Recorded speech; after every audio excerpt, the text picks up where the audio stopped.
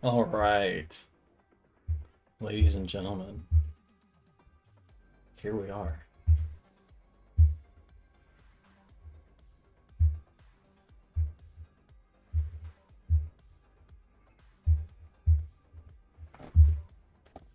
Welcome, welcome, welcome to class. Hello. Good to see you again, Goof. Welcome, welcome. I have to ask first. What's what's your experience with mecha anime? I'm gonna put my face down here in the bottom.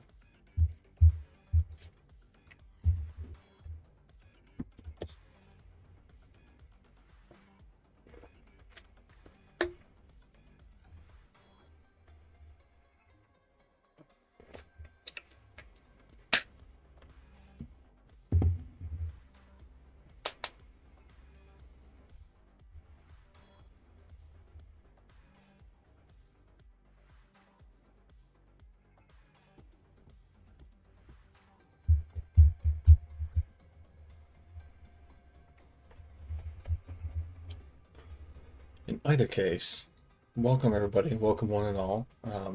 My name is Epoch. I'm a fourth grade teacher and enthusiasm enthusiast. One of the things that I get so excited about is giant robots. I love me some giant robots. Um, I've got plenty up on the walls behind me. I've got a little Barbados right here that a friend of mine picked up in Japan. Um, all this nonsense up here. I guess I can change the camera here real quick.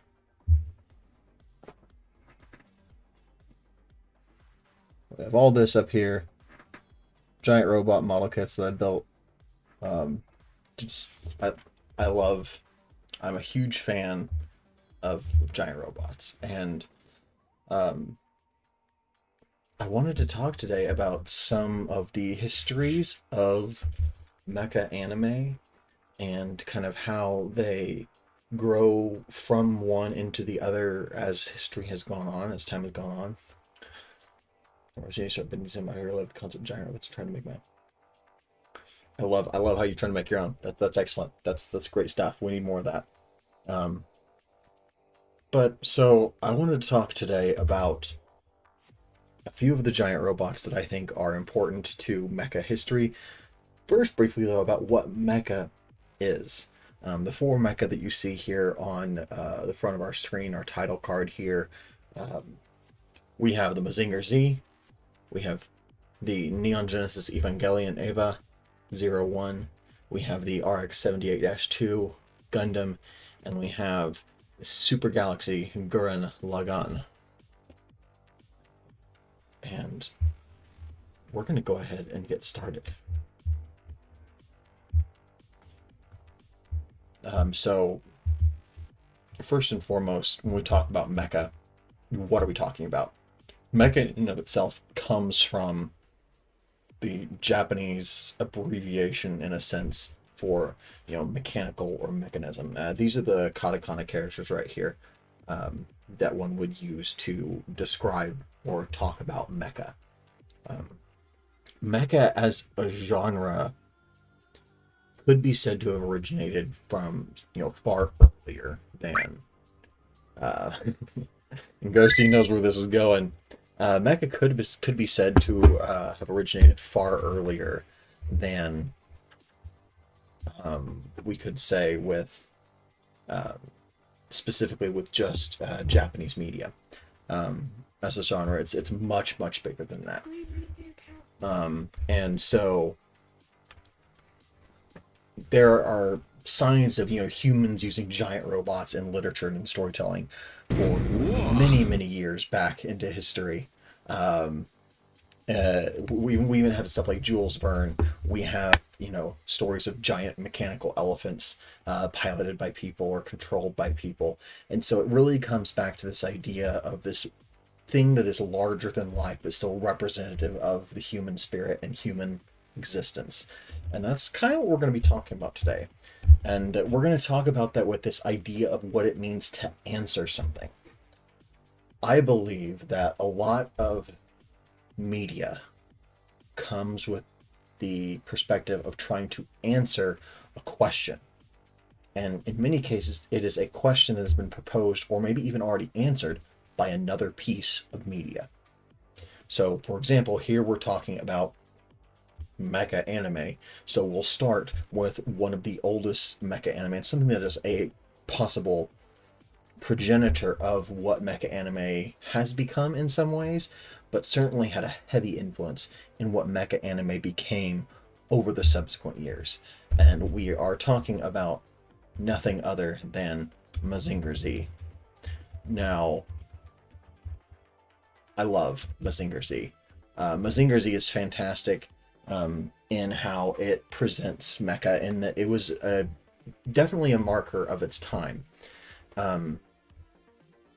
Mazinger Z came with the caveat of mecha being this like super powered, phenomenal thing, almost like a superhero.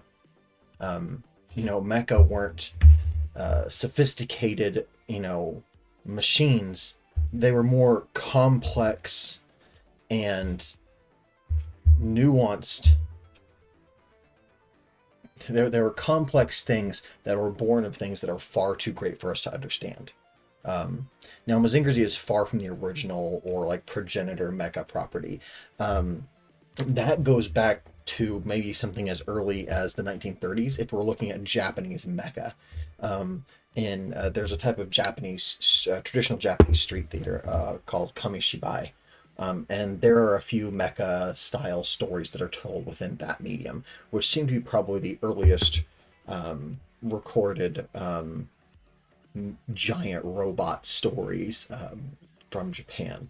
But how Mazinger Z is regarded widely as one of the early mecha anime and manga that really identified and emblemized this idea of Ghost, it's kind of like a puppet show, but not. There's a lot more theatrics to it. It's really cool. I'll spell it here.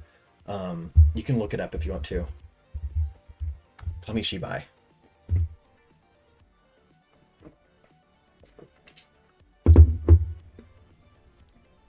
I have no idea. I assume there are still places in Japan where you can go and see stuff like that taking place, but so Mazinger Z 1972 is the emblematic representation of the giant robot genre. Do they still do it or sort of? I don't actually know. Yeah. New bucket list item. Yeah, we'd have to tap in. That would be a good thing to ask. To ask Creamy or Rinks. I would imagine it would probably be something that would be fairly popular at festivals, and it might have mutated into some other type of, something over the years, So this birthed what we call the super robot genre. So the super robot genre, it's present in tons of different styles, not just in anime and manga. I've got two pictures here at the bottom where I've got Mazinger Z flying through the skies, but I've also got Voltron, which came from the same era. But it's also present in things like tokusatsu shows, which is kind of the same thing that Godzilla almost is, where we have these gigantic beings that are played by a human person in a suit over miniaturized terrain. And so this super robot genre comes with the caveats of like these suits are way powerful and almost like alien or mystically powerful. The science of how they work is almost never explained, or if it is, it's with such like scientific techno jargon that it might as well just be magic. But the themes that come across in Super Robot are things of heroism, hardship, and bravery through adversity, enthusiasm, self-confidence. The main characters in these shows that pilot these robots, they're often, Japanese teenagers who serve as a neural link to the robot. They might have a mental link to the robot. They might pilot inside of it. Oftentimes it's some kind of like remote control. capability here. But there are in some cases, like we have with Voltron, where, if you're very familiar with Voltron, you know that we've got the different lions and they link together to make Voltron Defender of the Universe. But like I said, their powers are often magical, if not completely unexplained. They might have some bonkers name for what like their alloy is made of, and that's kind of the case in Mazinger Z, where the metal that the robot is made of is some kind of unknown thing that they give its own name for. And so the super robot genre carries forth this idea that our heroes are larger than life, and they're in these giant robots fighting these giant alien threats from other worlds or other dimensions, or from super evil, over-the-top enemies. Quick quiz time here. Just if by any chance you might happen to have an inclination here, I have pictured one of the main antagonists of Mazinger Z. And what do you think his name is? Is it A, Dr. Hell, B, Demon Sage Kato, C, Hatred, or D, Baron Ashra? I'll give you a couple seconds here. But this ties into the kind of theme of what we're talking about with the characterization of the villains, which talks about the types of stories. I think his name is Baby Girl. When we talk about the types of stories that these present, they're very, very black and white. These things are always so over the top, so Baby Girl works so much. Baby Girl is fantastic. His name is Dr. Hell. They wanted Dr. Hell to be as evil as possible. He creates these evil monstrosities and is out to take over the world. And it is Mazinger Z who steps up to save the world. And so we have this like super evil thing that is just so evil, it's not understandably evil, right? We live in a world where we live in a world where lots of our media have these deep and complicated villains with motives and ambitions, and many of them have aspects of them that are realistic and understandable. But I mean, this calls back to kind of a simpler style of storytelling where we didn't need complex motives behind our bad guys. They were bad because they were the bad guys. Which kind of comes back into that like Saturday morning cartoon feel for me, I think the characters like Rita Repulsa, in Power Rangers, Rita Repulsa initially was just evil because she's evil, Sure, we can come in later and we can add whatever storytelling we want to explain why, but ultimately, she's evil. And so is Dr. Hell. He's just evil. But ultimately, with I'm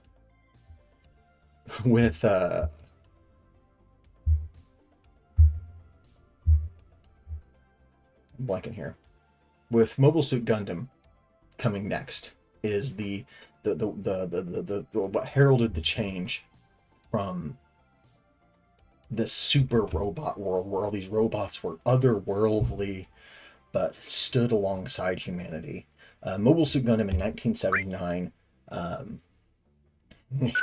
we love Fuzzy is here for the Gundams.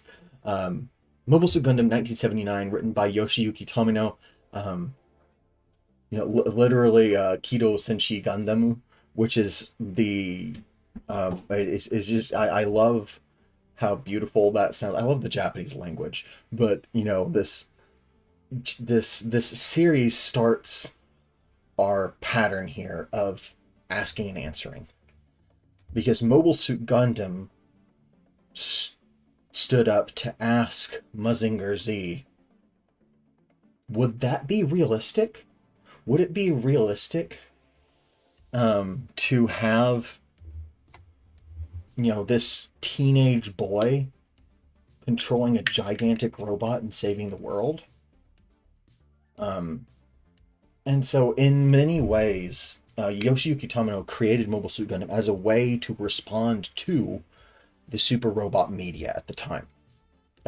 So this new thing, this Gundam thing, once it took off, it took on an identity of what will be called the real robot genre.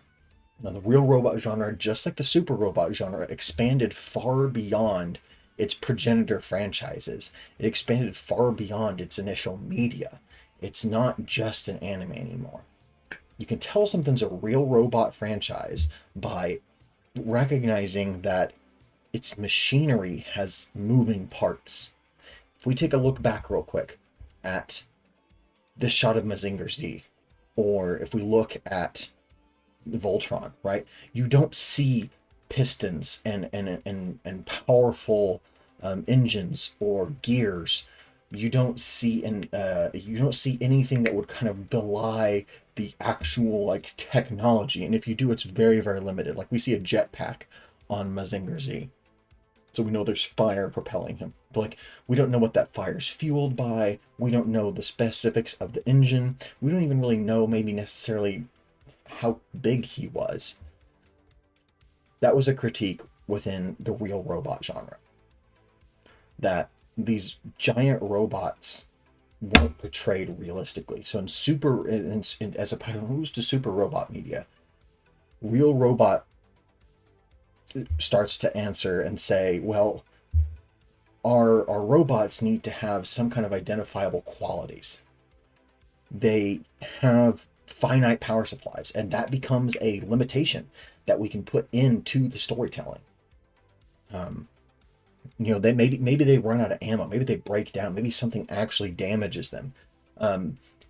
Our super robots could almost heal themselves in a way, but in a real robot show, if a robot gets an arm blown off or has part of their engine deactivated, they're stuck until they fix that. Now, with that said, there are of course, some kind of caveats.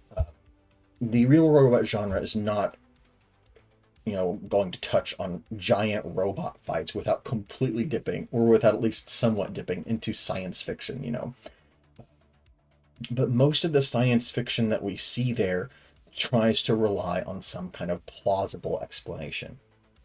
In Patlab or the Mobile Police, we see these robots that are utilized within a utilitarian purpose to serve on a police force. In Mobile Suit Gundam, in the War in the Pocket, we see these robots being used as weapons of war, where they have to camouflage them and hide them.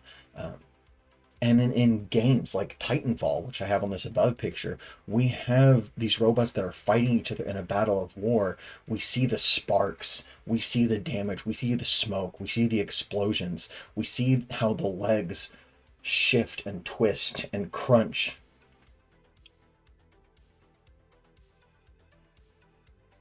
Yeah, so Goof says, so instead of being an all-powerful magic god that happens to be a giant robot in a more realistic environment. Yes, so we have these giant robots, but it's more feasible, more realistic in how that maybe this could actually happen.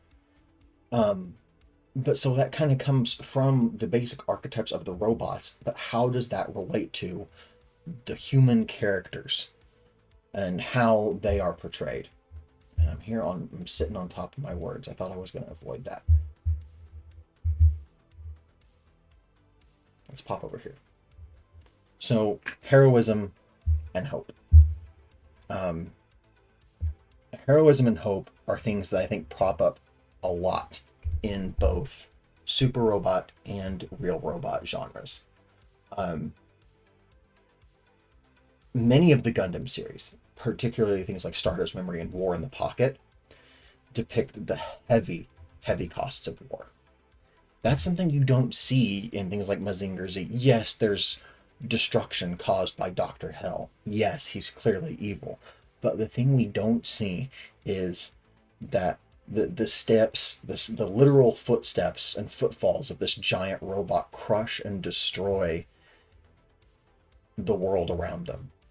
We don't see in those super robot shows the mental anguish and cost on the teenage boy who's driving the robot and has to make the decision to fight something.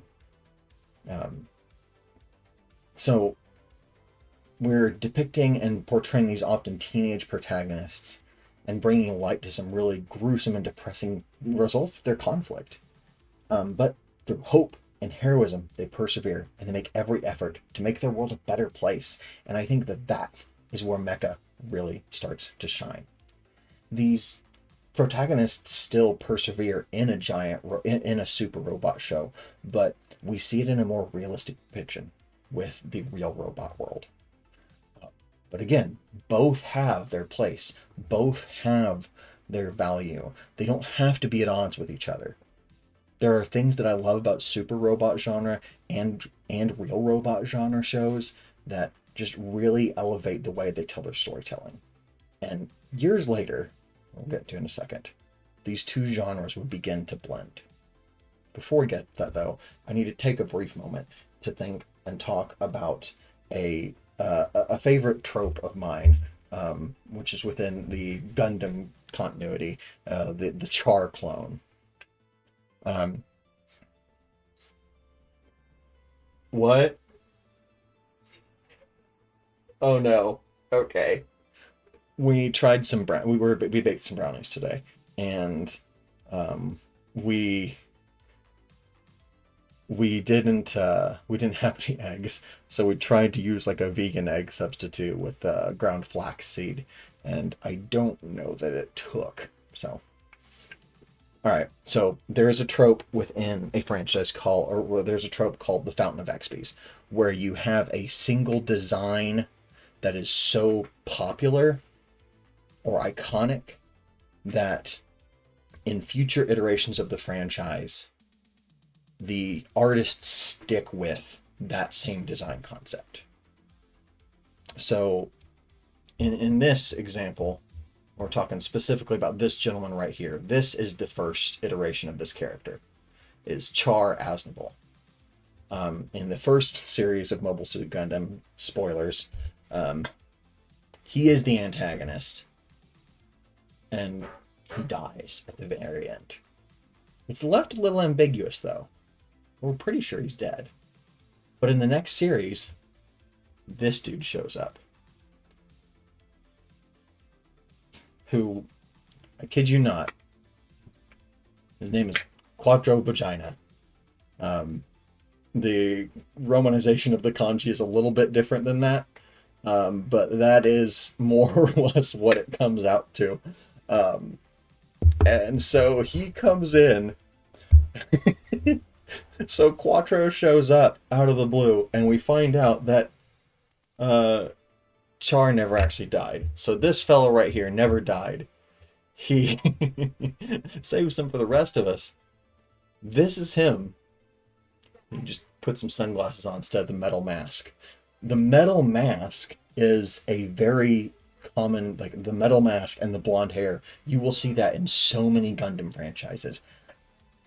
Every Gundam franchise has some dude who wears a metal mask, and most of the time, he's blonde. Not always, but most of the time, he's blonde. And this character becomes its own little niche sub-trope called the Char clone, because he just keeps coming back. Years later, they made a new series called Mobile Suit Gundam Unicorn, this one right here on the right. And here's this dude who comes in and shows up, and he has all the same characteristics that Char did. Everybody thought Char was long dead. But this guy shows up, has all the same characteristics, the same powers, he's just as fast. And his name is Full Frontal. No joke. That's his full name. His name is Full Frontal. And I love it. I don't have it right here. I have a tiny little 1/144th scale model of Full Frontal. He's this big. I need to paint him someday. But and then we have Harry Ord right here. You came in at the correct point. That's right, Maddie. This is the correct place. We have Harry Ord right here, who is from Mobile Suit Turn A Gundam, which is a fantastic and probably one of my favorites. Yeah, I'm full frontal junior.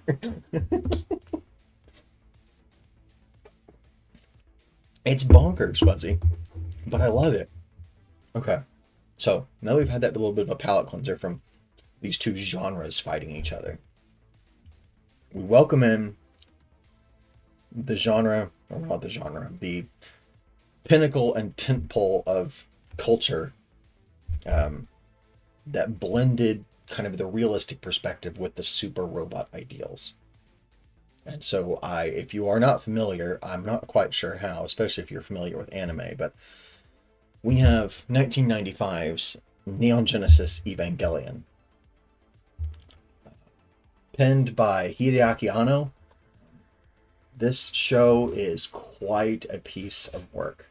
I recently found out that Neon Genesis Evangelion has so much marketing and like has been marketed to so many different products that you can actually like feasibly survive and live and stay healthy consuming and using only Neon Genesis Evangelion branded merch. It's technically possible. I recently saw a vlog that a guy did where he lived on nothing but Evangelion stuff for a month.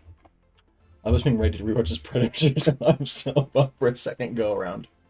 I have thought more and researched a little bit more and have some more thoughts to share, so I appreciate you guys being here. Okay, so Neon Genesis Evangelion. We have these real robots where the robots themselves are portrayed in as realistic a light as possible. The human characters are portrayed in as real a light as possible, where they are blended in and brought to have real emotions, thoughts, and feelings. We take that and we bring it in with the mysterious and overpowered nature of the mecha, of the super robot genres. So Neon Genesis does kind of blend these two together. It focuses on, as opposed to Gundam, here we get back to this more, this asking and answering. Gundam thought it, or proposed an answer to the super robot problem and said, well, we need to be more realistic. And Evangelion said, okay, well, hold my beer, because we are going deeper. Because Gundam does not really touch in quite as heavily as what it would actually be like for a teenage boy to be forced to drive a giant robot, to be forced to fight in a giant robot, to be forced to live through the casualties of a war with a foe that does not quit. Just got that first time I was actually like, all right, there we go. So in Neon Genesis, we have a very different future for our Earth. The government has created an organization called NERV, who has created EVAs, several massive robots piloted by several different youth within the organization, specifically Shinji, Asuka, and Rei. It's not the best TV, but the rest of it is fun. Yeah, no, I could agree with that.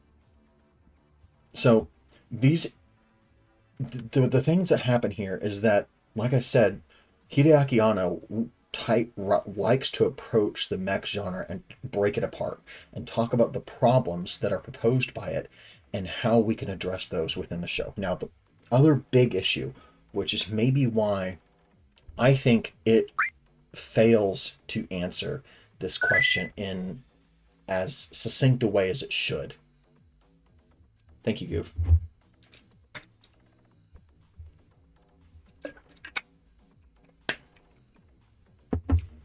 Is that Hideaki Anno was very depressed while he was working on Neon Genesis Evangelion. And it shows. It really, really shows. If you've seen this show, it's dark. It's psychologically troubling. We dip into these costs of war, but we really, really focus on them.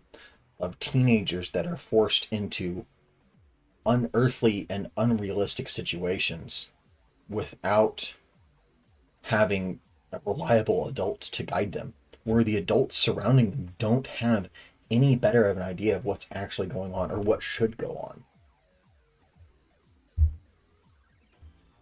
The show gets weird. My one cap drink of the day. There you go. the show gets really, really weird. Um, the thing about Neon Genesis is it approaches its ideas of mental health. We see that the author was very depressed when he made this, but um, we live through the main character's depression. We live through Asuka, one of the other main characters, anger. We see that while he's fighting these monsters, he struggled with feelings of inadequacy and trying to find who he is and what fulfillment would look like. But he's terrified of the things he's done, and he has nowhere to turn. The adults in his life are just saying, well, just get back in the robot and go fight again. But he sees that his friend got hurt last time that he was in the robot, and he's conflicted and struggled, and he struggles. But like many anime and JRPG games, the joke about every JRPG game ending in, let's go kill God, that kind of holds true here.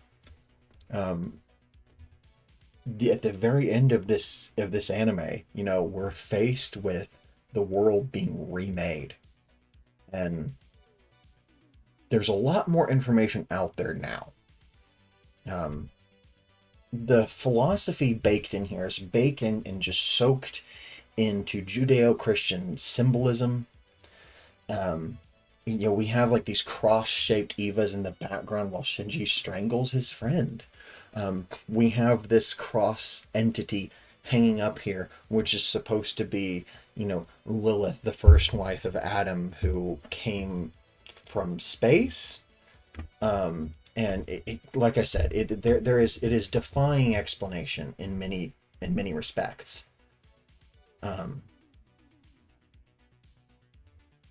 But like this series was a cultural and financial juggernaut. This was huge for the studio, for Gainax, which is the studio who made this. And you might, Gainax has done plenty of other series. Fulikuli, or FLCL, is another one done by Gainax. Gainax also went on to do another series that we're going to talk about here in a few minutes. But this final episodes of this series were hit with heavy criticism because it was confusing and it didn't make sense, and the ending was ambiguous. We realized towards the end, the last couple episodes take place almost entirely in Shinji's mind as he's struggling to cope with what's going on, trying to recognize and reconcile, well, I've struggled to connect with people. I have not made connections. I have not made friends, or I feel like I haven't made friends. I feel like the people that I can call my friends, I have ended up betraying or hurting or killing because of the tragedies of this war. And so Shinji is lost.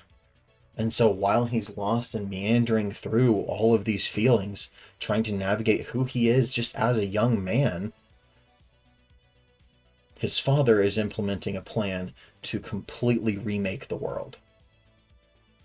His father wants to be reunited with his wife and thinks that the only way to do so is to completely remake the world, which, fair, but his father is stuck in this mindset that the only way for him to be happy is for the world to no longer be as it is. He seeks to attain godhood and starts this program where he starts to kind of completely recreate all of humanity. Shinji ultimately resolves that to have a happy and fulfilled life, he has to have other people. And so, what is it that Neon Genesis answers? Gundam answered, well, robots are real. Like, if we have real robots in real war, this is what it'd look like. And Neon Genesis responded with, if that's what real robot war looks like, what then is the point of humanity? If that's where science and technology heads us, what good does humanity have? Why should we exist? Shinji's answer to that is we exist to make connections with each other. And it takes him a long time to come to this. And that we have to rely on each other. It's what every dead wife wants. Yeah, that's right, Maddie. You're right, Goofy. That's the way to do it. Just crush it and build it again. But his father's response is, the complete opposite. That humanity cannot exist happily and contentedly in cooperation with one another. That humanity must evolve into a singular consciousness for happiness and peace to actually exist. So we have these two conflicting ideals here. And to the observer, to the person watching the anime, right? I don't know if I've ever met somebody or talked to anybody who would watch this and go, yup, Shinji's dad was right? We can clearly say that's bonkers. Yes, human connection's important. Right? Like nobody's gonna agree with Gendo Ikari. But the story has been broken apart at this point, and people really criticized Hideaki Anno for how it ended up. And the fandom, I have learned, is kind of divided on this, because years later,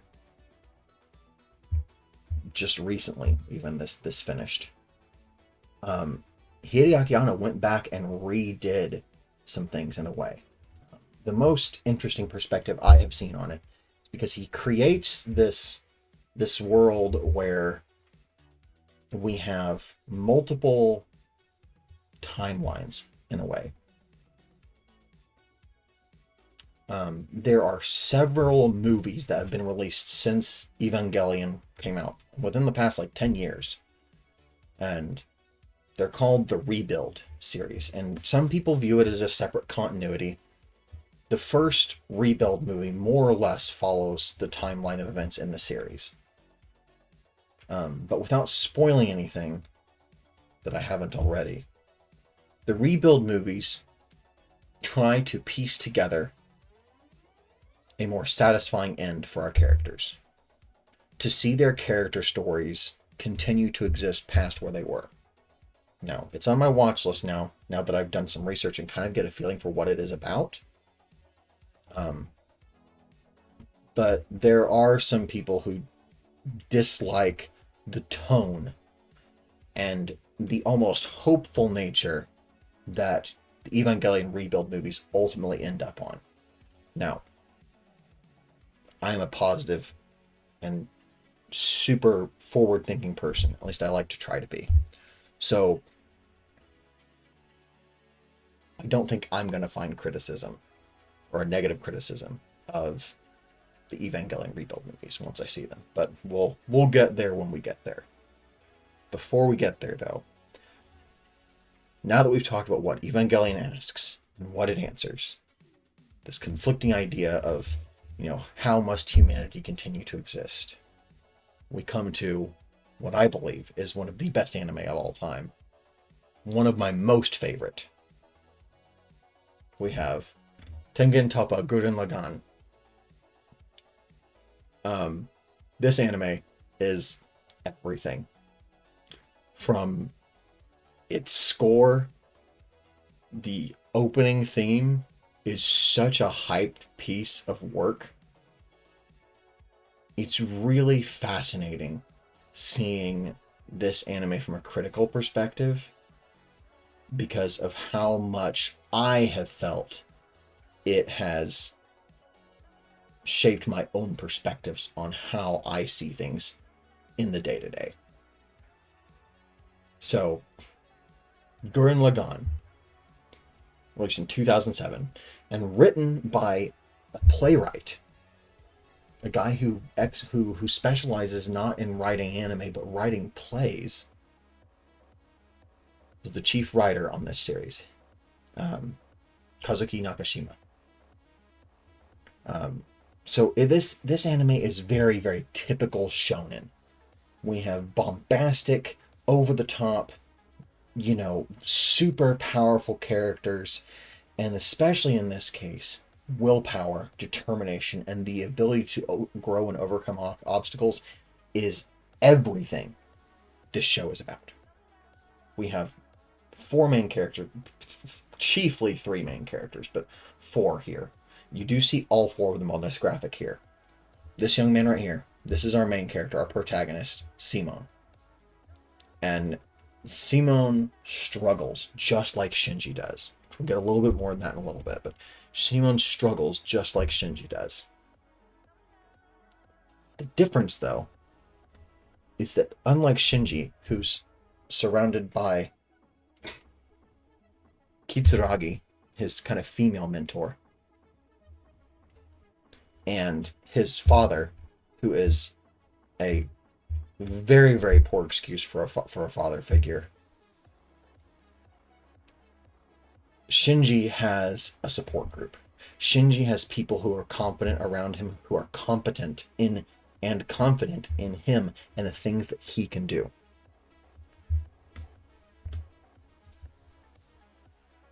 So we have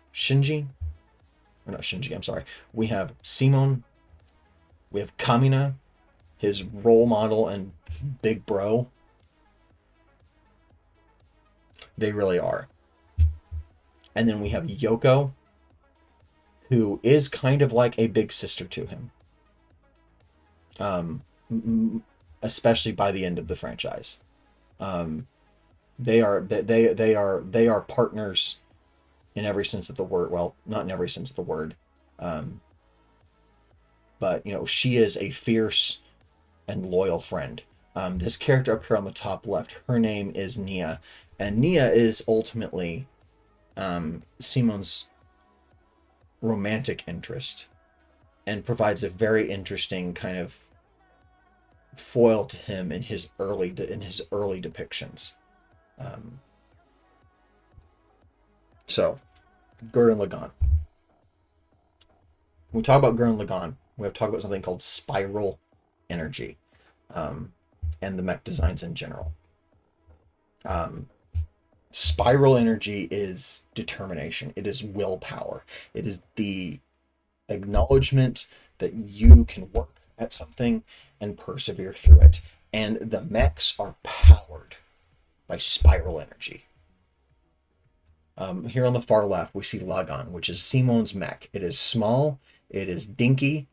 It is just a few feet taller than he is. It is not huge. He sits inside the top of it, and this little brain shell encapsulates it and covers it. However, it can deploy a drill from the bottom of it. Right here in the middle, we have Gurren. Gurren is piloted by Kamina, this dashing gentleman right here. And Lagann can be set into the top of Gurren to make Gurren Lagann. This right here, Kirby Planet Robobot looks a bit different. Yeah, so this right here, this little head right here, it's this entire mech right here. I know this picture to this picture, they look not too dissimilar in size, but Gurren is much larger than Lagann. But they combine to create this guy, Gurren Lagann. And one thing you'll notice here is that all of these robots have faces on their chest. And this is, I think, a brilliant design choice, because it allows for the characters to emote and to express how they're feeling. Shonen anime is known for its bombastic displays of bravery and determination, and this allows you to see the grit and anger and excitement and enthusiasm on the face of the robot. Not just on, we don't cut to the character inside the robot every time. We can see how they are feeling because it's animated on the face of the robot. It's a great design choice. It is very striking, and it is utilized so well in the series. I love every minute of it. So here we have the base team or the base characters and their basic robots that they travel with and they carry on into the rest of the series. So we have to talk a little bit about Simon and Kamina, especially in how they relate to Shinji. You know, Simon and Kamina are, Simon in many ways is very similar to Shinji. At the beginning of the series, he is down on himself. He is lacking in confidence, does not want to fight. But when he meets Kamina, Kamina encourages him and pushes his limits. There is a saying that Kamina has that I have instilled into me that I love with every fiber of my being. Simon at one point says that he does not believe in himself. And Kamina just, okay, don't believe in yourself. Believe in the me that believes in you. He espouses this ideal that, you know what, if you can't believe in yourself right now, that's okay. You don't have to. But you trust me. You look up to me. And I'm telling you right now, you've got this. You can do this. And he espouses that idea and embraces it and allows himself to grow through the perspective of his role models. It's so fantastic. It's so fascinating. So, given that Simon starts in the same place that Shinji did, in this place of uncertainty, if Neon Genesis looked at Gundam and said, what is humanity's purpose if these giant robots keep propelling us forward? If this is where society ends up being, at war with itself because of these machines, what is our purpose? What is humanity's goal? Gurren Lagann answers that same question, maybe not quite the same, but at least a similar one. Instead of the pessimistic and depressed look of Evangelion, Gurren Lagann says, you know what? Humanity's purpose is just to exist. We're here. We have the right to exist. And by simply existing, we enrich each other's lives. We make each other's lives better. There's value and beauty and community, and we deserve to be here. We deserve to be here. We deserve to be heard. We deserve to be seen. We deserve to exist and to make the world a better place. Like I said, Simon falls in that depression and woe. But trying to embody the ideas that his big bro sets forth, he demonstrates some of the best mecha anime can be. Is it realistic? No, it's not. The finale of this series has robots so big that they are throwing galaxies at each other. But it highlights and brings to the forefront that there is so much joy in us being who we are. That by encouraging each other, we become more than we are on our own. I recently heard someone talking about a common criticism of Gurren Lagann. That the perspectives of Gurren Lagann, of Kamina especially, only work in a world where spiral energy exists. This is kind of the thing, we clearly don't have spiral energy. We do not have a literal energy source that is powered by and fueled by one's own determination, right? You cannot plug your computer into your determination, into your drive and make it go, right? You can't get in your car and fuel it with willpower. Unless you're a Green Lantern. But in this case, the thing is, I think spiral energy really does exist. Because spiral energy in Gurren Lagann is depicted in two ways. It is depicted in one way as a senseless growth, pursuing without caution, chasing and throwing everything to the side. And that's costly and dangerous and harmful, right? And Kamina fills me with determination. He's so cool. And I would love to see Kamina and Papyrus interact with Ghosty. That's exactly right. It's my dream duo right there now. But we see the failures of spiral energy depicted in Gurren Lagann. We see where people take that energy and they're like, no, this is, and they try to brute force their way through things. But that's not really what Kamina and Simone are really espousing. They're talking about supporting each other in such a way that there is not fear in growth. They talk about supporting each other in such a way that we can embrace uncertainty and know that together we're going to be okay. And with that, ladies and gentlemen, we have reached the end of Not Shown to Scale, a Mecha primer. I love these series. They are very dear to my heart. I have plenty of models that I could show off. I have tons of stories that I could tell. Mecha anime in and of itself has inspired me so much and really, really continues to encourage me and inspire me in ways. I hope someday to tell my own giant robot story. I hope that someday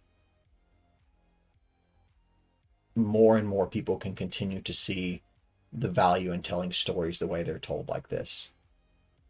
The benefits and bonuses and beautiful things brought together, and even the lows from these series, even the lows are something that is worth acknowledging, understanding, and maybe even experiencing. Gundam is at many points really weird. At sometimes it's boring, but at its best, it's enthusiastic, it's heartwarming, and it makes you question things. You know, super robot shows like Mazinger Z or Voltron, they are encouraging to the nth degree. Neon Genesis, while it is dour and depressing at times, I think there's benefit in looking at it and going, you know what? I get it, but no. You could have done better. And Gurren Lagann, I think, is the answer to that. Is the answer to Evangelion done better. Now, many people would disagree with me and say that Evangelion done better is the Rebuild series, which maybe I'll do another thing whenever I get through that, and we'll see how that goes. But for now, if you haven't seen Gurren Lagann, you deserve to watch it. If you want to watch Neon Genesis first, I think it's worth a watch. Make sure you have some friends. Your enthusiasm for this topic makes me want to listen to more of you talk about mecha anime. I'm working on something, Maddie. I started outlining something today.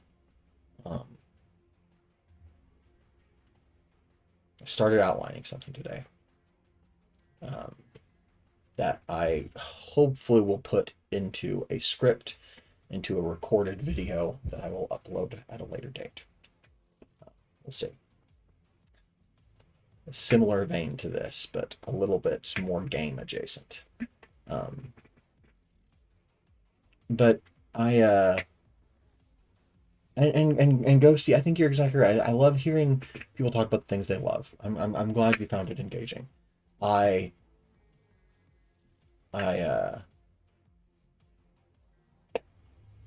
gladly give you my voice for your project. I had no idea you were talking about, but you were something. Thank you, Plo. Yeah, I'm like I said, this is cool stuff. If you have not watched Gurren Lagann, It's definitely worth a watch. Watch. It's on Hulu. Um, it's so good. If you ever have questions about any of these series, I am super down to talk with you. Um, but with that, I think that's all that I really had planned for tonight. We've been on for about an hour. I'm a little surprised this took me an hour to get through, but I guess it makes sense. Ghosty, how long? I don't have questions for sure, for sure. I would love to chat Evangelion with you. It has been, like I said, I watched it during the pandemic, pretty much. I watched it, I think, like 18 months ago, maybe 2 years ago. So tail end of the bigger part of the pandemic. Um, so it's fairly fresh in my mind, but I am super down to talk to you about Evangelion, hear your thoughts on it, especially if you're watching your way through it. Um, I'm kind of curious if it actually took me this long when I presented in your place, Ghosty. Um, did I actually take almost an hour?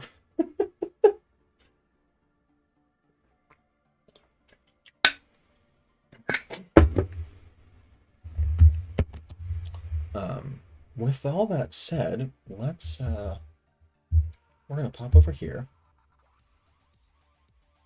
and we're gonna see what we want to do. Okay, lovely. Good to know, Maddie. Good to know. Good to know.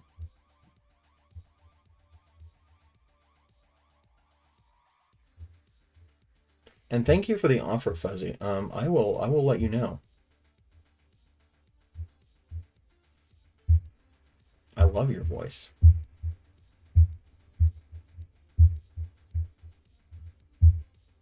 I'm not sure if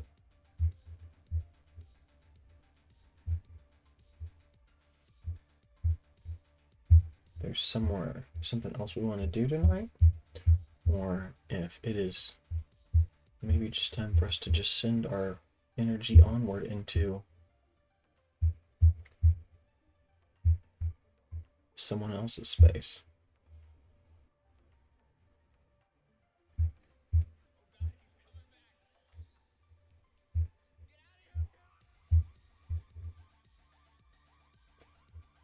There's lots of people we could go. We could go visit.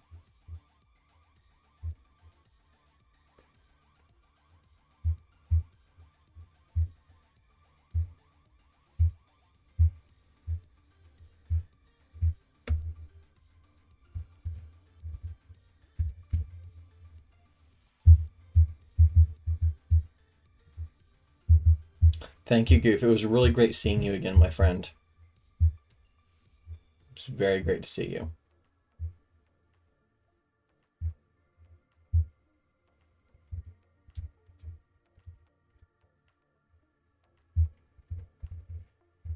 All right. Um, Here's what we're gonna do, my friends. I think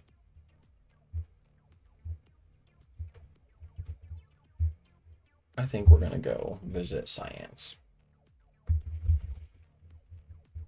They are just getting started. They're doing some art tonight, and I love Science's art.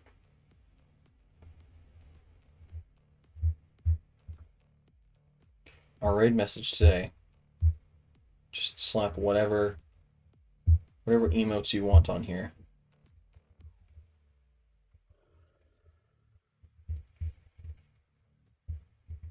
I'm gonna put my epoch emote right here.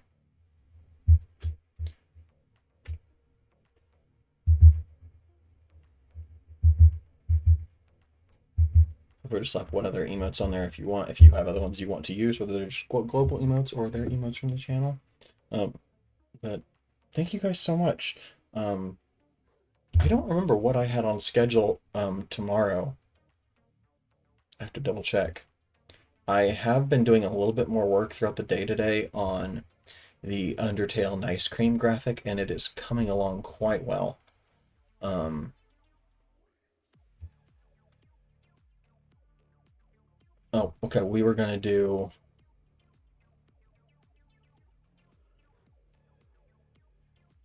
we're going to do a card altar tomorrow.